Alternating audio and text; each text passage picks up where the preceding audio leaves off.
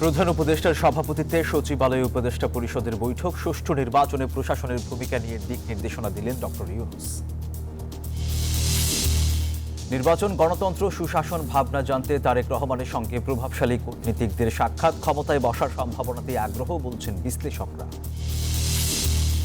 যুগপৎ আন্দোলনে থাকা দলগুলো নিয়ে নির্বাচন করবে বিএনপি। সমমনাদের নিয়ে হতে পারে জোট, বললেন সালাউদ্দিন। যারা যুগপৎ আন্দোলনের শরিক ছিলেন বিগত ফ্যাসিবাদ বিরোধী আন্দোলনে, তাদেরকে সাথে নিয়ে আমরা নির্বাচন করব, এটা আমাদের অঙ্গীকার ছিল, প্রতিশ্রুতি ছিল, এখনো আছে। আশুলিয়ায় 6 লাশ পোড়ানো মামলার পরবর্তী শুনানি 13 আগস্ট। গণঅভ্যুত্থানে নিহত অজ্ঞাত 6 মরদেহ আঞ্জুমান মুফিদুলে হস্তান্তর। বায়েজিদ অক্সিজেন সংযোগ সেতু ভেঙে খালে, যোগাযোগ ব্যাহত। চট্টগ্রামের চকবাজার, আগ্রাবাদ সহ বিভিন্ন এলাকায় জলাবদ্ধতা।